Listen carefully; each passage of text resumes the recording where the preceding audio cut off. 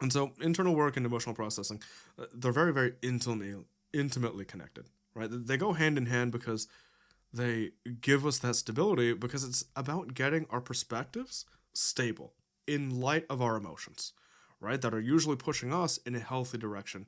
And we want to make sure that we can stay on the right path and not get sucked into those intrusive thoughts. And again, when people say work on yourself, they typically mean, getting a better job, improving your physique, whatever it is.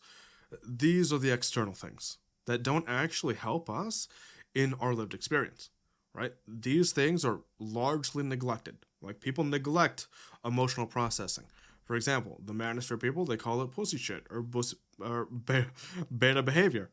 And then they start to continue in these destructive cycles where no real understanding is being bridged between any kind of concept. And nothing is going to change in your life without that reflection. Because it's not going to matter if the same garbage keeps happening, you just happen to be a bit more shredded. Like, it doesn't actually change your lived experience. And one thing to note, and one way we could actually think about it, is if your ex did want you back, for example, just because you could lift heavier rocks, is that something you'd really want, anyways? Right? Because you're still going to put up with the same toxic behaviors. You're still going to have the same subpar dynamics. You're not going to be comfortable in the relationship, assuming that your physique was the only thing worth changing. Right? You're not going to make any substantial change in the area who needs it. You're not going to grow as a person. You're still going to have your terrible beliefs, and when you go back to that, thinking that you fixed it because now you're a bit more shredded, and it fails again, it's going to make you spiral even worse than the first time. Like the internal work and emotional processing stuff are the things that we shouldn't be neglecting because these are the things that change our internal lived experience, right? Because who really cares if you look a little better? Like, sure, it helps, but it's not actually going to change who you are, right? Because nothing even matters if you're in your own head, making unfair comparisons about yourself all day, and you're really stifling any chances you have at connecting with others, right? Or if your lack of self worth discourages you from doing anything, or if you feel worthless, or you beat up from things that happened and you never really bothered to reflect on it or process it. You didn't learn anything from those experiences.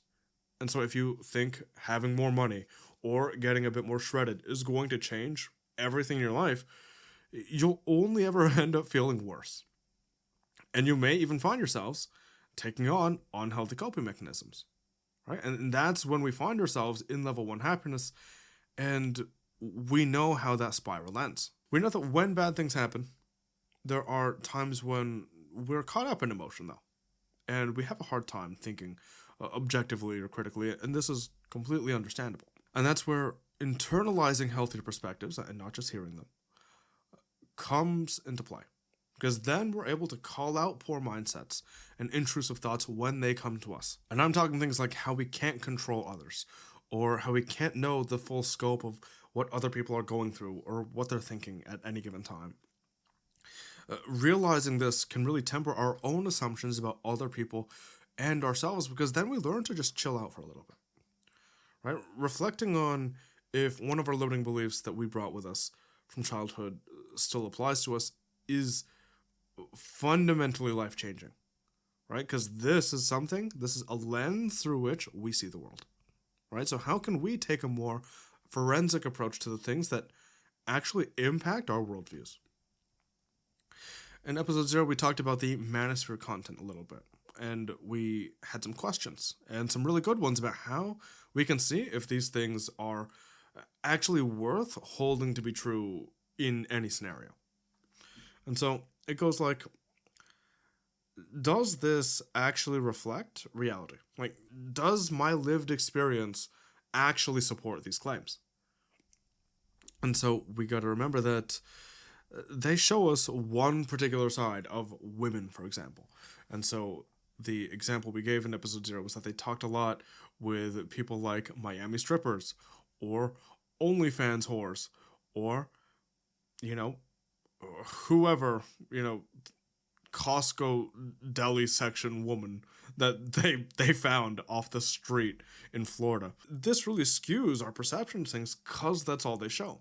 Or they give you statistics specifically from Tinder. Like the people who use Tinder or deal with any kind of thing like that, they're already a particular kind of person, right? And if it's someone you don't even want, then that's not even relevant to you, right? Because is anyone with a good head on their shoulders committing themselves to Miami strippers? Probably not. Are we letting people like that influence our worldviews? And are we aware of the bias that comes with it? Certainly things that can really help us to wrap our heads around whether or not we can overcome that. Another cultural tenet that they kind of like hold to be true is that you got to get shredded or get your money up if you want any kind of girl to love you. If we could think about if this actually is reflected by our lived experience again. So if we go to a mall or we go to a public place and we see couples, are they all going to be tens? Of course not. Are they all going to be billionaires? Of course not. And we look into our own lives and we see people who aren't super rich or who aren't incredibly attractive, and they still have people who love them, or they still have a partner of any sort. Whether it's healthy or not is off the table, but is that actually a metric we should be using for determining if we could be loved? Of course not. And then lastly, trying to tack on to the Tinder stats and Miami strippers point, they kind of give the impression to their fan base anyways that all women are whores, right? And we already went into this a little bit before and in episode 0.